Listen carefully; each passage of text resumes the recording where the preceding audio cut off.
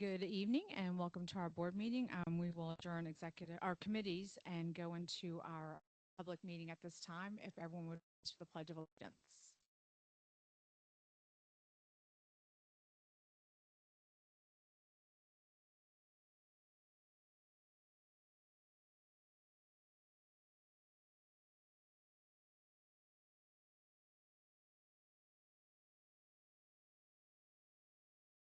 All right. Well, our two student Board of Ed representatives are not here tonight. They are at a swim meet and doing quite well, sectional. So that's exciting. So we'll touch base with them at the next meeting. We'll go ahead and go right into presentations with our auditor's report. Welcome.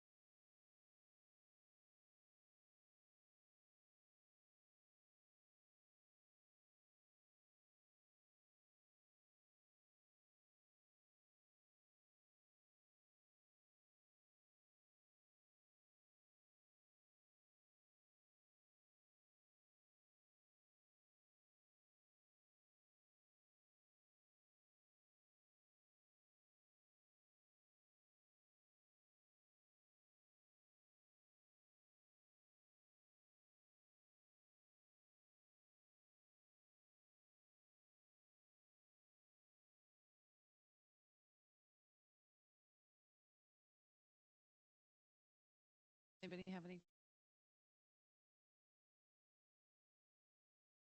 I think you answered them all in our session earlier. We appreciate it. Thank you.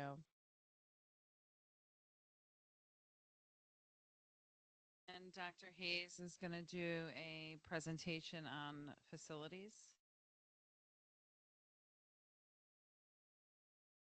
Thank you. So I'm going to invite Mr. Curcio, our Director of Transportation, and Mr. Roitze, our Director of Facilities, to come up with. And so the purpose of this presentation is just to give you an update on what we've been discussing in our Facilities Committee and planning for considerations for our May capital project. Next slide.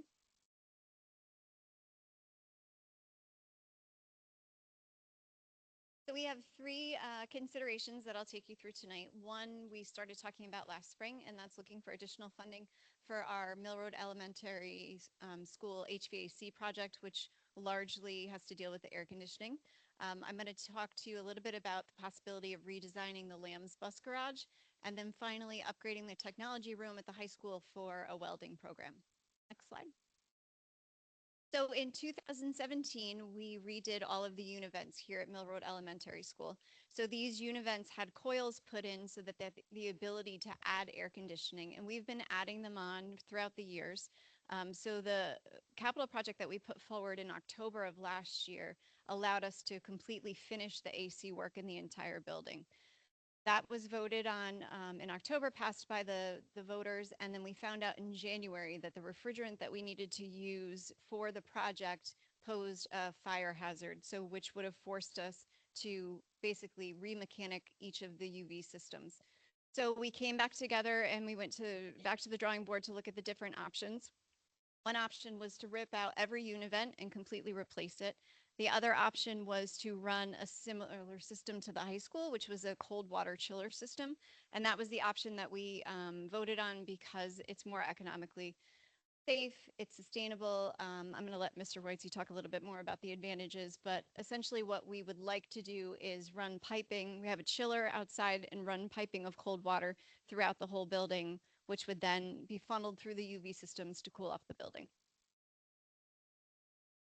Okay, under the original plan was to keep going with what we already have, and that's each room has its own separate unit on the roof. There's much bigger footprint, much more maintenance, energy costs, et cetera. And then with the new decarbonization laws, it changed what we were going to actually do. So it affected the coils in the room, as well as it, like Dr. Hayes had said, um, there's a flammability to the refrigeration, so that changed the overall architecture of design. So what I'm very happy to say, I really am in favor of the chilled water. It's a much different project, um, but very responsible. It enables us to use the current system so we don't abandon what we currently have. Either way, we'd be adapting over the other systems that don't have AC currently. Either way, we'd be doing that. Um, but also with the new design, we have is in our hallways. We currently have, as you know, we have boilers that heat this building. We use steam, we use hot water. So with this design, we'll have a chiller like the high school. That chiller's on the roof of the school. This chiller would be a pad mount outside. And what it would do is it would run cold water veins basically through the whole building. We'd pick up all the rooms that do not have AC.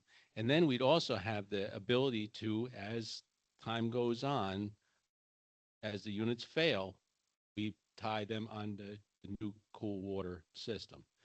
So very versatile. And then it also, once we were making chilled water, no matter what happens, that it will never change. Versus right now, as the laws change, we have to change with the laws. So much better design, but more work. This is what I was speaking of before. This is the current chiller at the high school. It sits on the roof. You don't really see too much of it. We'd have something very similar. It would be outside where our dumpster area is. And then it would the water lines would go into our boiler room. So that's one component we're considering for the May capital project vote. If you remember, the voters passed $2 million towards the project. Our estimation right now is that in total it would be a $6 million project. So we would be looking for about $4 million to complete that work. Next slide. The second thing that we're considering is a redesign of the Lambs bus garage. Next slide. So this is a picture of our current garage. It was actually built in 3 iterations. The main part in the middle, that was the original building that was built in the 1950s, and then the 2 additions in the 1970s and then the late 1990s. From the outside, it looks okay. Most people haven't been in our Lambs bus garage, but I'm going to take you on a visual tour and let Mr. Curcio comment on some of the spaces. Next slide. So this is a picture of the 2 office spaces, which was actually used to be one of the storage bays that were converted into office space. So the picture on the left is our dispatch area. We have 2 people that sit there. One is Mr. Curcio's assistant. Another one is one of our dispatchers. So you can see that it's a pretty cramped space, but they operate out of here for the entire district. So all of the operations for the bus garage come out of this office. And then the office next door is Mr. Curcio's office. He also shares that. Literally right next door to him is the assistant dispatcher. And I'll like talk a little bit about them. So basically these are our offices, like Aaron said. The first office, my secretary sits in, and there's confidential stuff that she handles. And it's right in the middle of the whole operation. We have drivers coming in and out. Any of the phone calls that any of the 4 of us make, it's everybody hears the conversation. So confidentiality is one of the big issues in the office. If you want to go to the next slide. So right there, where that air conditioner is coming through the wall, that's the backside of my office. Those walls are just built inside that pole barn. So there's no plywood or structure in between the inside of that office and the outside of that pole barn. So what type of material is that? It's like a compressed. Okay, so it's like I say, it's like cardboard. So anything you say inside, you could hear through those walls. That's one of our vans parked right outside the office there. to the left of where that emergency fire alarm is, that's a narrow hallway that the drivers walk through every morning to gain their keys for their school buses. So in the morning, it's dark. We have a motion light that turns on and off, but it's a dark, narrow hallway that they have to come in 4 times a day to return their keys and pick up their keys. Um, You can see it also used to be on the picture on the left. All the way to the right is actually the garage door that butts up against the window that Anthony was talking about. And down this way, us, that grid of windows was the where the dispatcher and secretary sit right behind there. So this slide shows the driver's break room. So where that soda machine and the table are, that's their room where they stay for their layovers. We have about 40, 43 drivers, say, and they all make use of that room at some point in the day, whether for their layover or to have lunch in between. Some of them live far away, so they stay. The picture on the left side is the ladies' room, and in between the driver's room and the ladies' room, that's the plumbing for the men's room on the back side of the wall, and that's all exposed. And so this is the men's room in the left picture. So any one of the men drivers that need to use the facility there have to walk through that mechanic shop.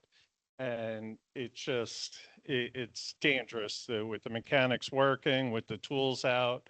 It's just very dangerous for them to walk through the garage area to get to their restroom.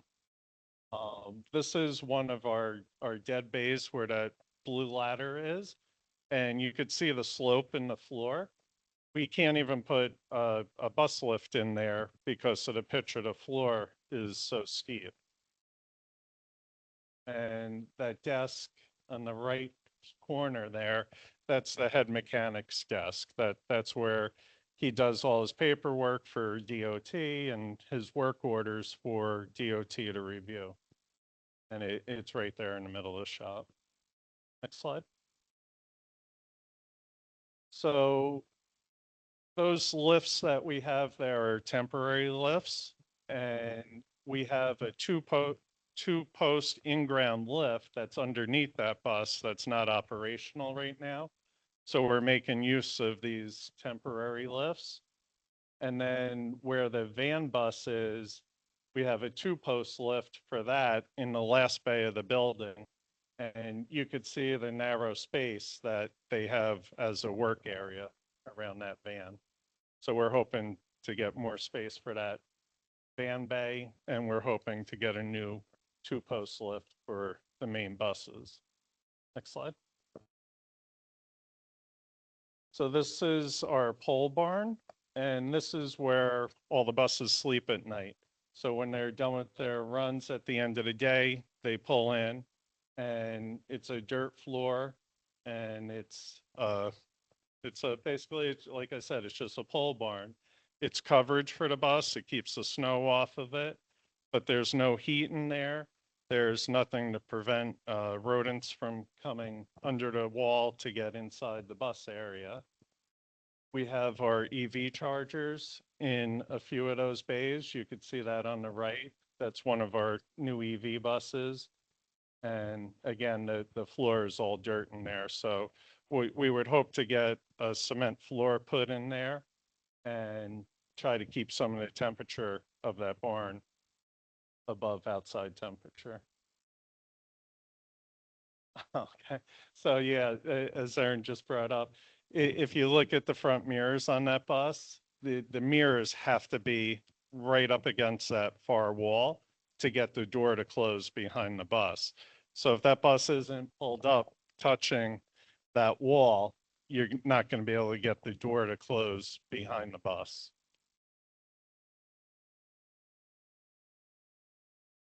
And then this is our wash bay with our water recycle system. Right now, we have two pressure washer hoses in there, and the drivers pull their bus in, and they manually wash it with that wash brush and soap in the bucket, and then they utilize the pressure washer.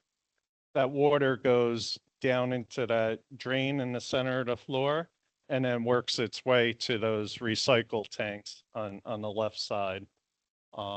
We'd like to get a more up-to-date system for the water recycling. Um, just something that's more effective than what we have there. Next slide. And the third component that we are considering for the May Capital Project is upgrading the welding program. Next slide. So at the high school, Dr. Roddy and Mr. Hutman and Mr. Gall have been talking about ways to increase CTE opportunities for students. And one of those ways is by expanding the welding program. So this year, there's actually 35 freshmen that are enrolled in welding classes, which is fantastic. Unfortunately, to have any kind of in-depth welding opportunity, we would have to send students to BoCEs, and we're only allotted 2 slots for our district. So they're talking about bringing in a full welding program, which would be a certificate program, to allow students to go through 4 years of welding practice to come out with a certificate. And then they would be able to take advantage of all the other program opportunities at the high school without having to leave half the day to go to BoCEs. But in order to fulfill that, we need to put these booths in that are welding booths. And in order to do that, we have to do some infrastructure upgrades to support this. And that would require us upgrading our electric system. It would also require us upgrading our ventilation system for the hoods. So that is something that we're asking to be considered for the capital project vote as well. So currently, all of these 3 things are in preliminary design phases so that we're able to have cost estimates to bring to the facilities committee to decide how we want to move forward. But we're happy to answer any questions on any of those 3 components if there are any. Bus garage, where you were talking about the bus kind of just barely fitting inside, what would be the proposed solution for that? Do you have a sense? So in one of the options in a brand new rebuild, it would extend the space so that there was more room. They'd each bus would have its own individual space with a roof. It would be heated and longer. If we decided to go for an option where we just renovated that space, we would run conduit through the floor and put concrete over. So eventually, if we added on more EV buses, we would have that electric, but essentially the footprint of the space would stay the same. So that the water system, I actually went over to the bus garage before the meetings tonight. So is that up and running, or are you doing that manually now?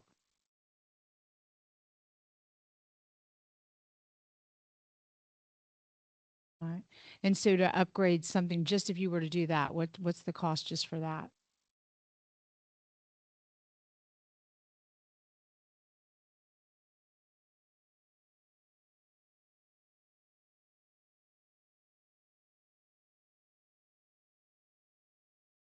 Gotcha. And just to get a new lift, what's the cost on that?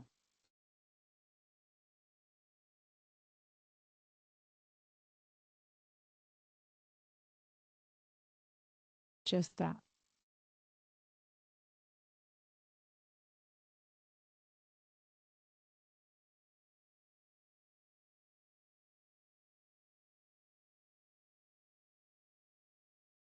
We're renting a lift, which costs us about $2,000 a month now because we have to have the lift to be able to do the maintenance on the buses. So it's much more cost effective for us to have our own lift, but we didn't want to invest in the construction of that if there was a possibility of us getting a new garage. It makes sense to do all of that at once.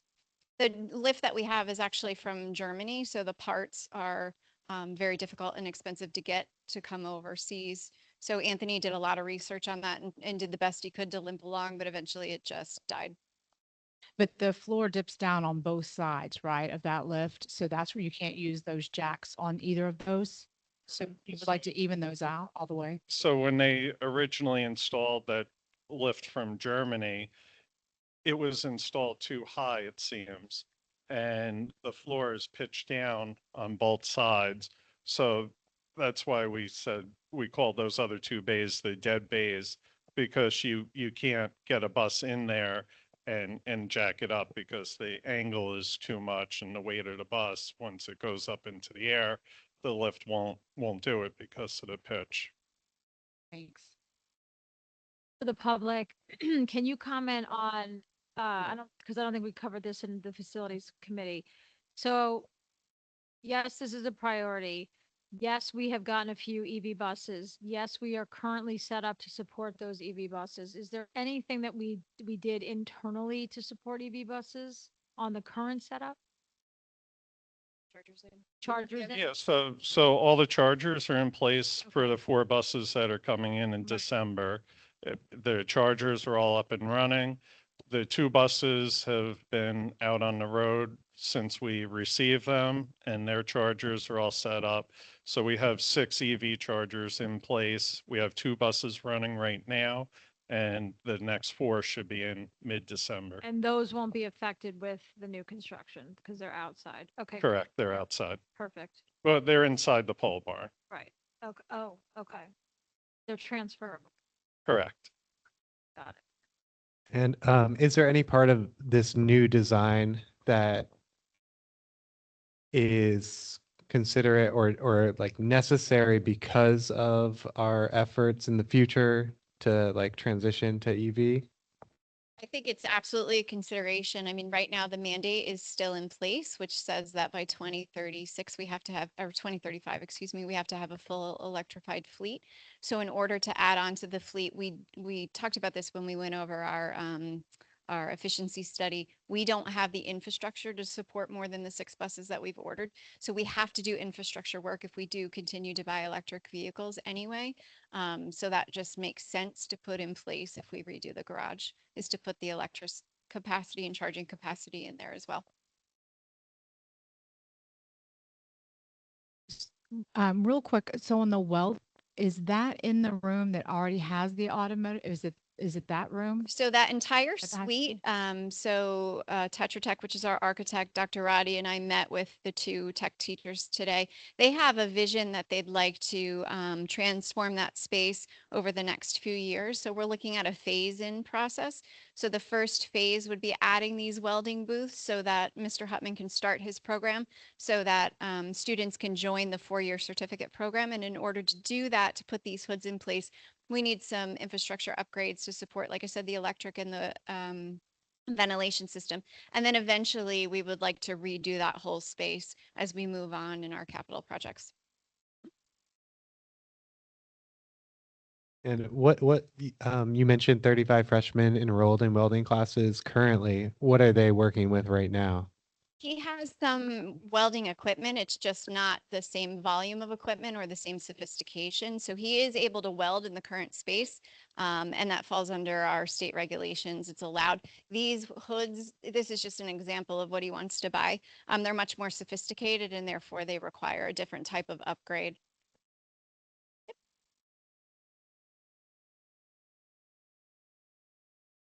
So I know we offered tours, and just let me know when you want to come and somebody will be there if you're not driving. So if it works better for you early in the morning, just let me know the day before and I'll let Anthony know so that you can come over. I think it's really important to see it yourself. Okay. Thank you. All right. Well, that brings us to our first recognition of visitors. If anyone would like to speak, we ask that you come to the podium, state your full name, speak into the microphone, and that you limit it to 3 minutes. All right. We're moving right along.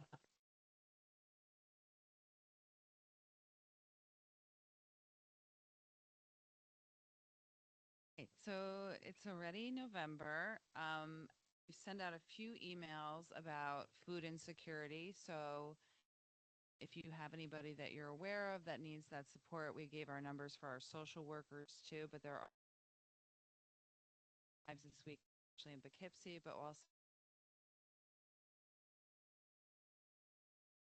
that families can center today. There is a lot of resources. So we're actually looking to see if we can actually support their community, stepping up here and giving. So that's been really good. So if you have anybody that you know that needs that service, reach out to us. We've had a lot of action at Mill Road. I know we shared, you can see the work board reports that there's been a lot of action around. Um, we also, next week, we have our Veterans Day in celebration. So if you're, you can also read about the continuation of our Let It Grow program. Like I said, there was the BK pumpkin trip. Rothman, they hit some pumpkins. So also over at Linden Avenue, we had our annual, you can see all the displays for the Day of the Dead. Thank you. Helps us appreciate that. Also had a Diwali celebration over and last night was absolutely wonderful.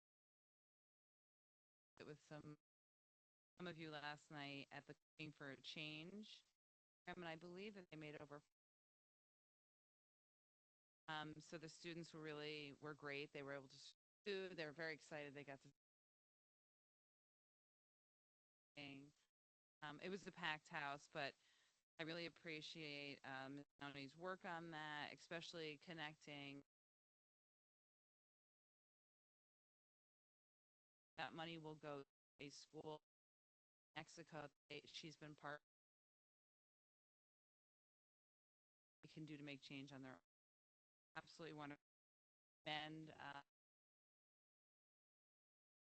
some things going on in the high school.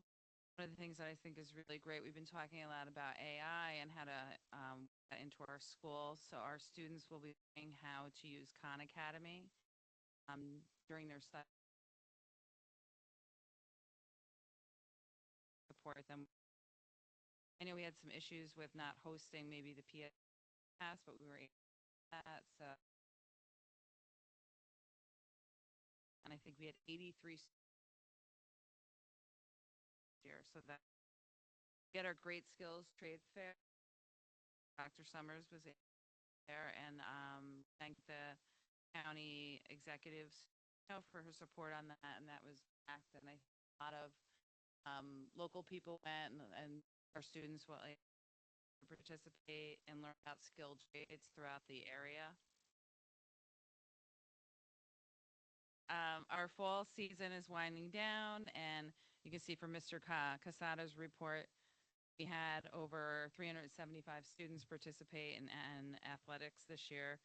We also would like to publicly acknowledge Bard College, as you know, that we have had upgrades with our fields and unable to plan a lot of that. Very supportive of our program athletes. Thank them publicly for the time. I want to commend Amanda Ellis, guest director. She had a great family night on resources. About 30 parents. And if you got her, she's going to name present parents.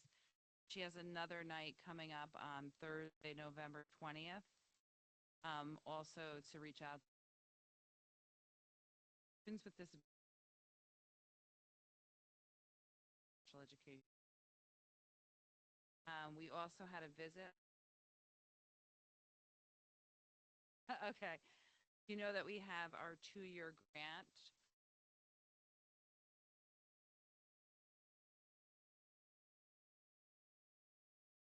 Social emotional difficulty. Yeah. But they came in the apartment tour, and we had outcome from. We talked about us being a model.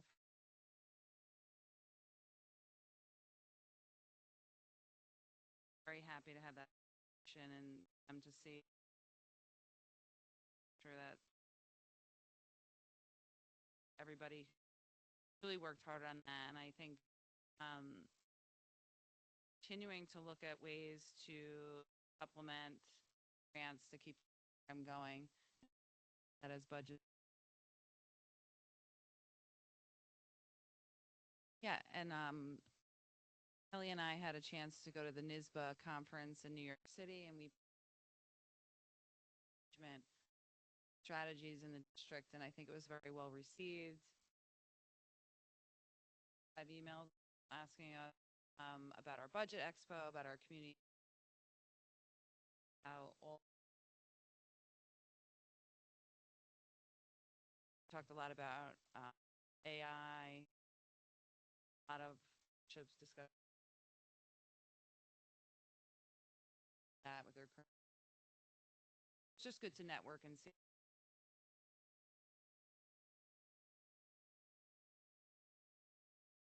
Steve Hartman spoke.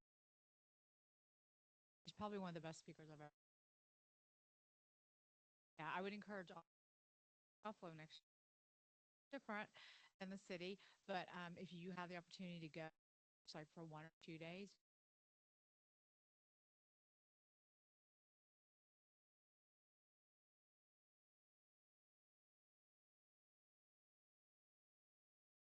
Good evening. So my focus on, thank you, speaking of best program, complement that whole program, that it's doing great things for students so and school right district. So my focus will be on our second superintendent's conference day that was held on November 4th, busy day. Highlights at the high school. He presented a number of workshops on AI.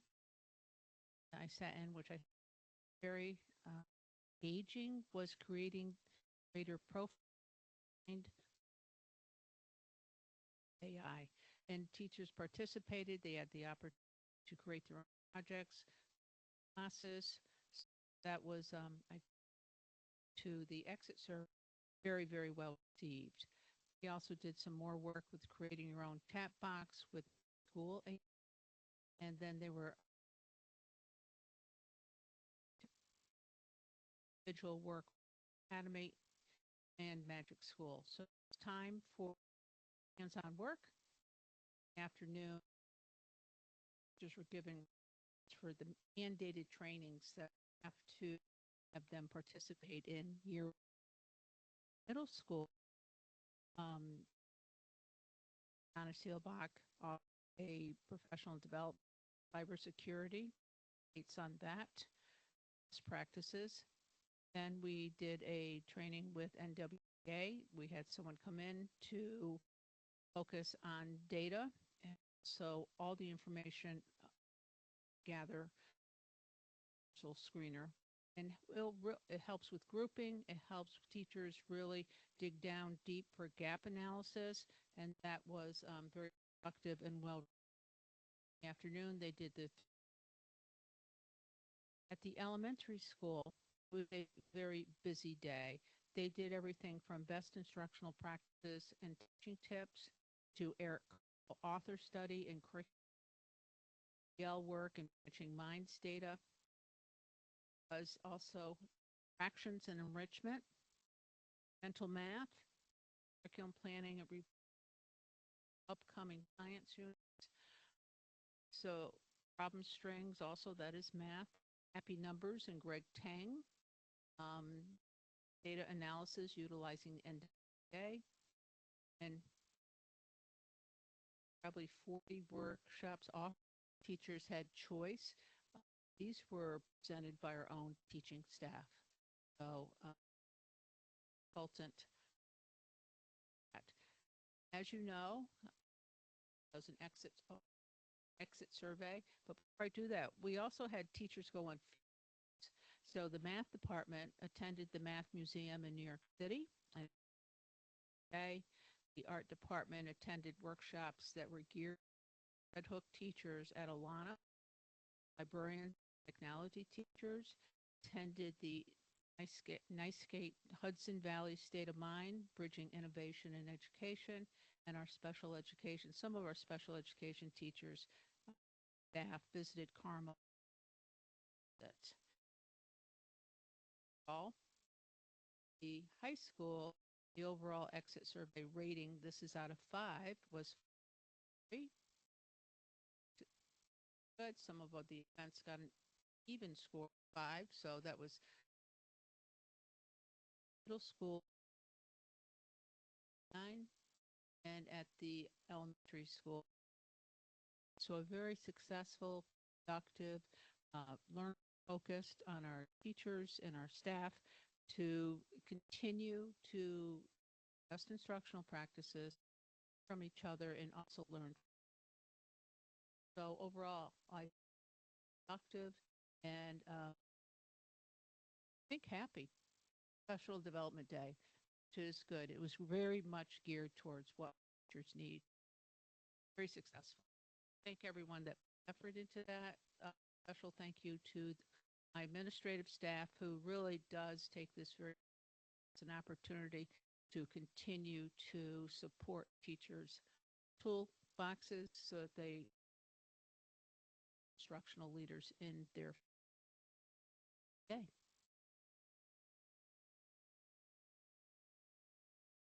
Thank you.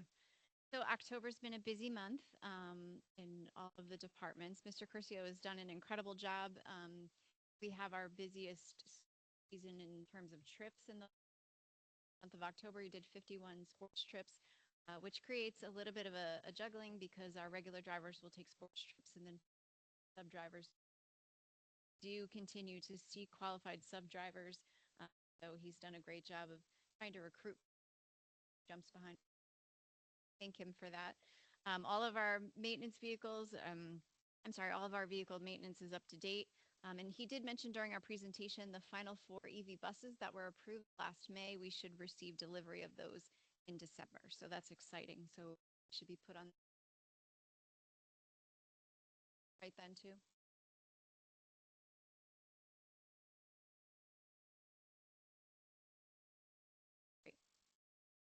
Mr. Roitzi has also been busy with different facilities things. The gym renovation is almost complete. We're going for our final punch list items and meeting with the contractors on that. We did do a couple of paving projects. One was for accessibility outside of the back of the locker rooms, gym near Field 1. So that's been a great upgrade for us in that that used to be a lip. You had to dip down, and so now it's all ADA compliant, which is great.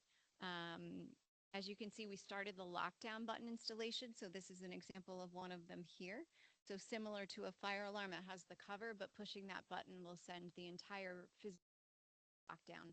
So each of the buildings, as we've discussed as part of the last capital project, are getting these installed.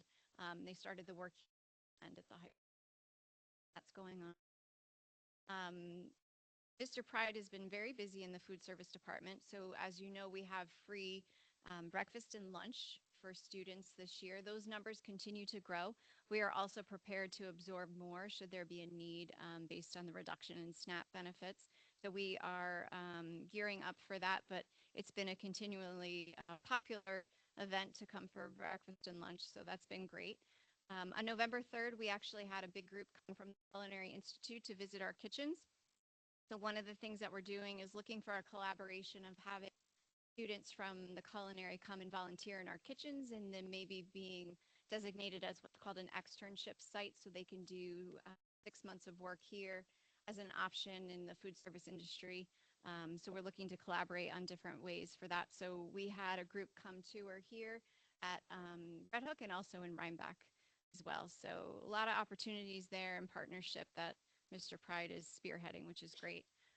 Dr. Worden mentioned the no-cost market. That's actually something that's run by the community center, which will take place this Saturday. The no-cost market is an opportunity for families that were invited to come to. They get a poultry of some type, usually chicken or turkey. They get produce that was donated to the community, and then the Red Hook Rotary is there to give out coats, clothes, and outerwear for the cold months. But Mr. Pride and Mr. Anthony will be there demonstrating on ways to different produce food that they can have. So they essentially get a full meal and however the way they want to use it. Right now, there are 250 individuals or families that are signed up for that. So it's a great opportunity for our community. Anybody that struggles, and this was something that predated our SNAP decline. So this will be the 3rd year of that happen this weekend. We also have the Regional Roots Culinary Training Team coming in November 20th. They're actually coming to Mill Road and they're going to help our kitchen staff put on a Thanksgiving meal for our students. So this is one of the opportunities that happens through the Cornell Cooperative Exchange Program. They actually master trainers or master chefs come work with staff to show them different techniques and training, knife skills, different preparation techniques. Larry Anthony is actually one of the master trainers this program, so we're excited to have that group come in on the 20th. So anybody excited to come be part of the festivities. And then finally, in November, Mr. Pride is doing the New York sourced ingredients. So the whole month of November, 30% of his meals are all New York sourced ingredients. So he's getting creative with the menu, which is exciting, and we're looking to grow that market as well. The Red Hook Education Foundation has given us their first round of grants, which is awesome. So they're doing 3 different rounds this year. So this first round of grants went to support STEAM supplies at the Miller Road Elementary program, which is support field trip for our high school flex students to go to Broadway, a sensory table for our preschool students, monies to go to the New York State Council for Student Leadership and Student Activities, and they are also had a very successful fall fundraiser. This is the first time they've had a fall fundraiser, and they are donating $2,000 towards the interior renovation at the high school. So we thank them for that and all of their support. The Red Hook Rotary, the Interact students did a highway cleanup in October. As I mentioned, they are participating in the coat drive and the no cost market in November, and then are hosting the Rotary Citizen of the Year dinner on the 15th of November. Tickets are on sale through tomorrow. And this year they're honoring Lisa Murray and Maria Scabelli. And they are, Lisa has put on the post-prom party for over for the district. She's done an incredible job. And Maria has been helping her for the last 20 years. Those individuals are being honored. Tickets are there. Great to go celebrate both of them because they've done so much for us. Sure. Just curious about the bus drivers. Why the substitute bus drivers take over and for the regular bus drivers and the regular bus drivers do the sports runs? Yeah. Just curious about that.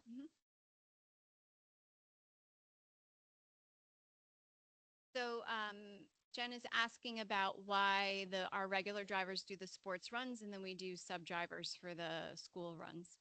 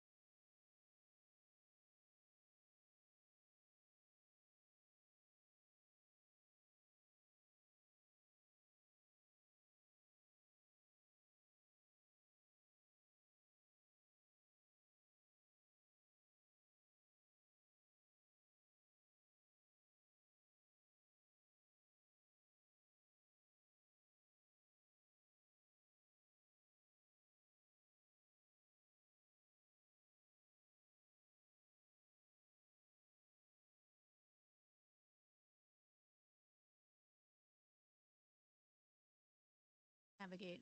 Yes, you did. Thank you. Didn't know about that. Thank you.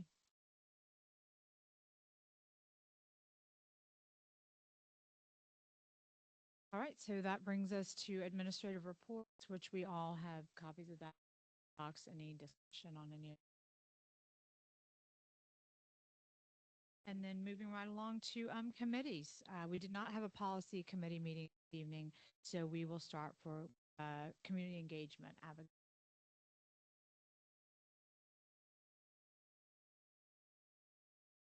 Also be advocacy. We can add that on. That was what it used to be, actually.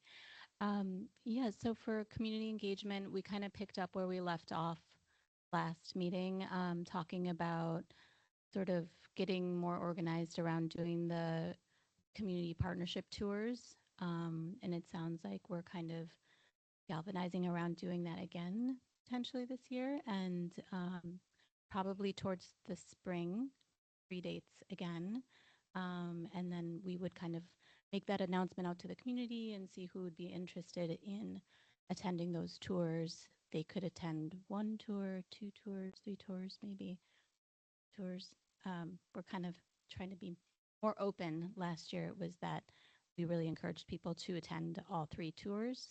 So I think that was a little bit limiting in some ways. So we're hoping to reach maybe more people, different people who are interested in visiting the schools and hearing about them from, maybe talking about different topics and having some presentations. We'll get to those details to come. Good. Have to like submit an application to be on the partner. So much an application.